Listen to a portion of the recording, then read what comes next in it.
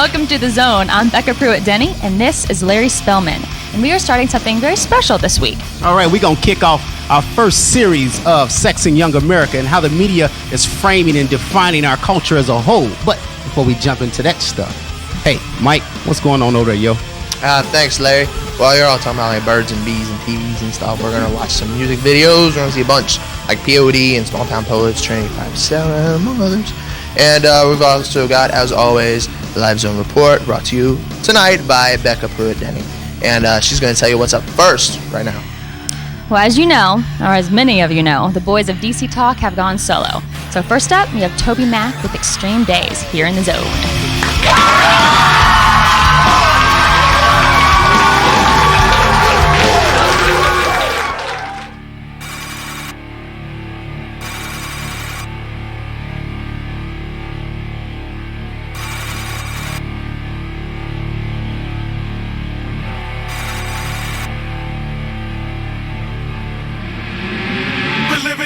We're living an extreme day.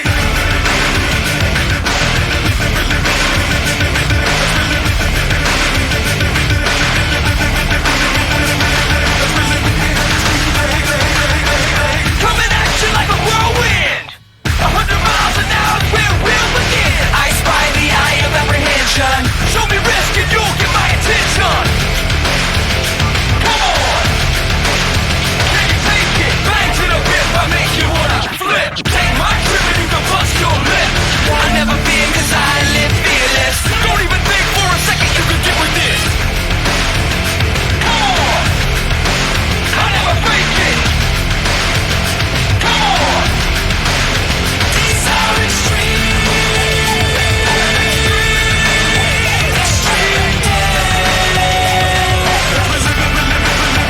These are extreme.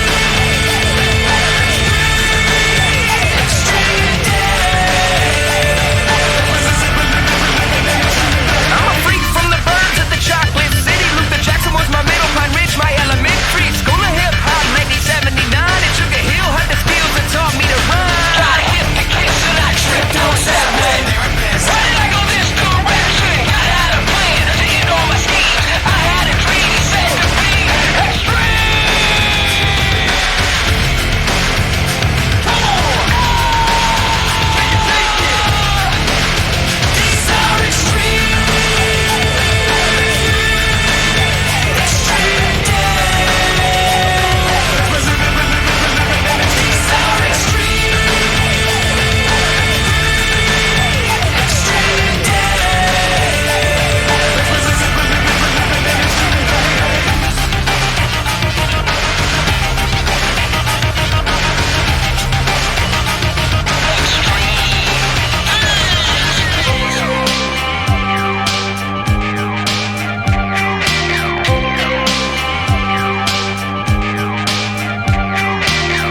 Have you managed to handle our situation? He grows more powerful every day. And instead of one problem, we now have three that could strike at any moment. It's more dangerous than ever. You must contain the situation now. Do I have to explain the consequences? No. Good. Find and destroy him. Just the other day I saw a kid who flipped his hat to the back and he called it a lid. You know what else he did? He stacked books from the floor to the ceiling. Said something about trying to get to heaven. He was only 11, but he climbed to the top with outstretched arms and he screamed at the top of his lungs. Move out my way, give up the mic. X to me is extremely tight. Living up in me, like it or not. Put an X on my chest, cause X marks the spot. We're living in it. These are extreme.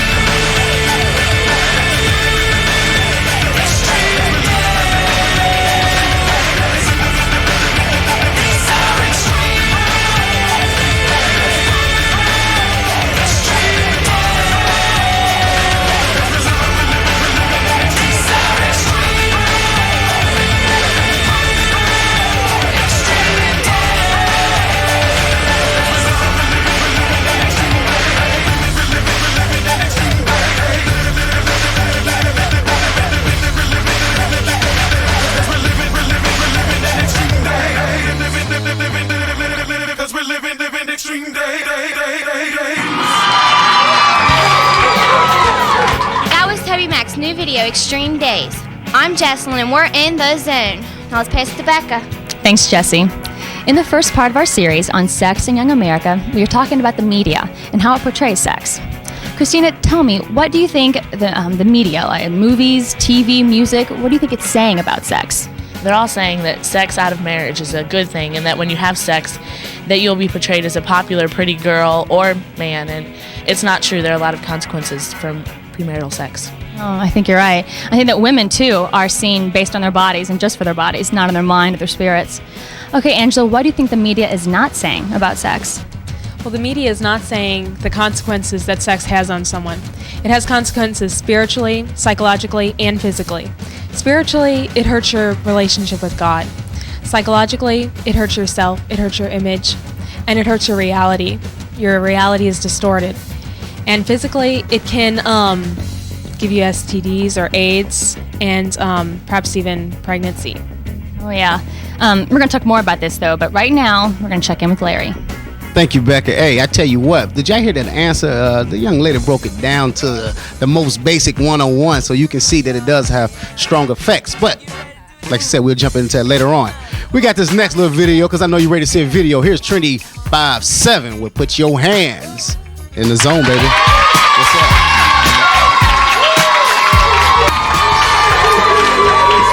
Alrighty, we've got much more coming to you, like Small Town. What was that? And Small Town Poets and Firefly. But right now, we have to take the obligatory break to air the commercials. But keep it locked in, stay here, and we're coming right back with Small Town Poets. Stay here on the zone. Stay here. Stay here.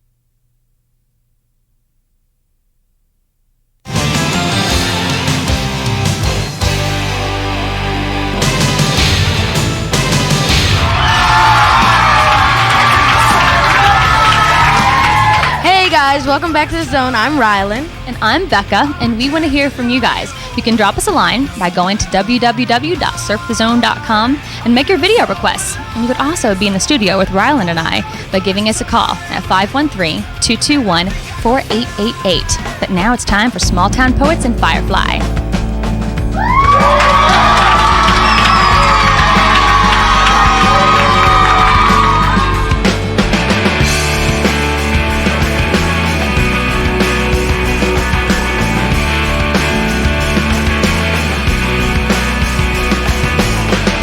Glowing eyes that ask if I would risk it all.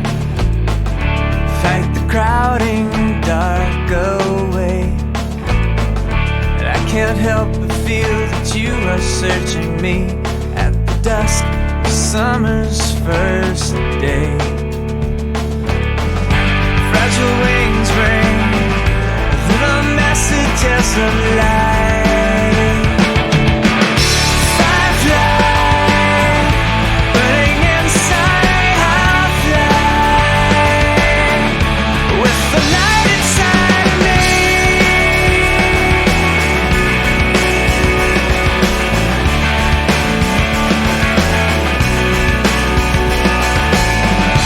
Circling free from a gently open jar, with the halo you show me, a symbol of the fact that I am carrying the image of your glory.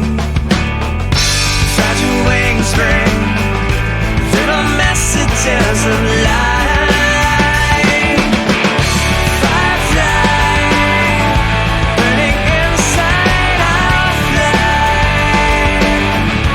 With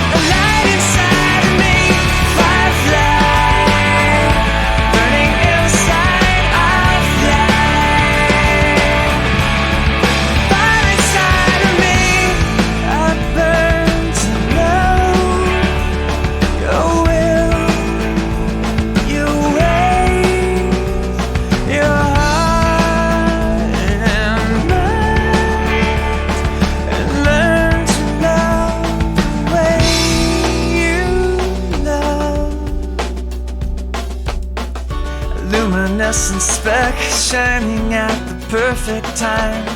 It tests the temporary night and signals other tiny fires. Time to light up and fly. Light up, light up and fly.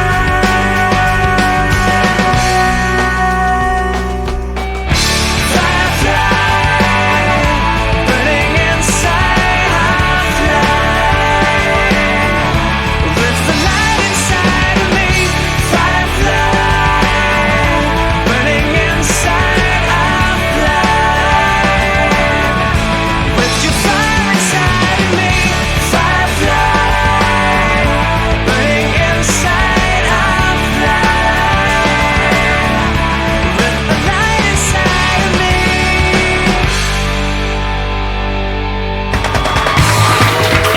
We're back, and we are continuing on with our talk about sex in young America and its effects in the media and what they're trying to tell us. You know, we've been exposing some truths and some lies, and we're going to hear even more about that from people much like yourself nationwide with Becca right now in our Live Zone Report.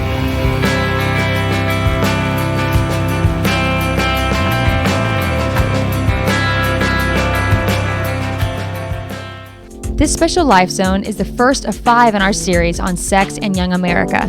Stay tuned at the end of the segment for information on how you can learn more on this series. Viewer discretion is advised.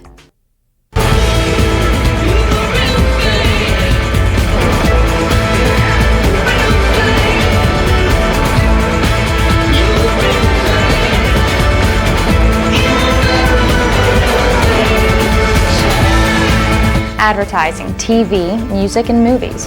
What messages are you getting from the media? Or is it in one ear, out the other? Well, I think media sends like several messages. Like nowadays, there's like Abercrombie, you have to wear this and that. And for girls, like you have to be skinny and all. And guys, like you have to have this muscular body and all. And like the media sets a standard for you. It seems like advertising and pornography go hand in hand. They seem like they're one and the same. All the people that are considered popular or either like have a lot of friends are having sex. The media sells sex because it's seductive and it appeals to our basest nature, which is to feel attractive as women, to feel beautiful as women, and appeals to men sexually, and that's one of their strongest drives. So the media focuses in on that for us because they know that we'll get hooked. They know that it's already built in us. It's a chemical, emotional, spiritual, physical response in us. So they know that hook us with it, and they do every time. Media knows it appeals to the teenager. It's really hard to treat women the way they should be treated when you see the world treating them just as a figure, as a sex object. And I tell my friends at school, like the guys at school, I'm like, your little girl is gonna be treated how you're treating these girls. Like the seniors, I tell them that, and they're like, oh no, they won't. And I was like, yeah, they will, because you treat girls so bad, and people are gonna treat your little girl like that, and she's gonna come to you crying. The American society knows for women to always be attractive and pretty. My mom sees girls that I hang out with and stuff, and she said girls never dressed like that when she was younger and stuff, and all the girls look older than they really are, I think one of the things that the media, a philosophy they kind of sell us in the media is that there are no repercussions, that there are no consequences. Like being sexually active is a cool thing, and that you won't get an STD, or you won't get a girl pregnant, or you won't get pregnant yourself. They don't tell about the statistics that every 1 in 4 people have an STD. I don't understand why they do it though. I mean, don't they realize they're corrupting the youth? That kids are getting pregnant and they are getting STDs and it's killing them, so I don't really understand why they're doing that when they realize the consequences that they've created. So many people say, don't have sex and stuff, but then you go out into the real world and you hear all these songs by these famous people. You just, you think it's cool to do it, and I think music for me definitely has an effect. For a lot of my friends, I know music has an effect on them. I think that media does confuse children and adolescents. I think a lot of it's geared toward adolescents. We're the ones whose hormones are racing. We're the ones who desire to see things like that. It's confusing because oftentimes it's a glamorized truth and it's not honesty. So what's the solution? Do we stop going to movies and listening to music? Or do we start being more selective about what we're flooding our senses with and absorbing into our minds? Temptation starts with just a thought. So how about we fill our thoughts and our minds with things that are good and true and right? Next week on Sex in Young America, we'll explore how the media influences our behavior. Sex in Young America is part of a larger series and is now available from the National Coalition for the Protection of Children and Families. For more information on how you can obtain a copy of Sex in Young America, please visit sexinyoungamerica.com or call 513-521-6227.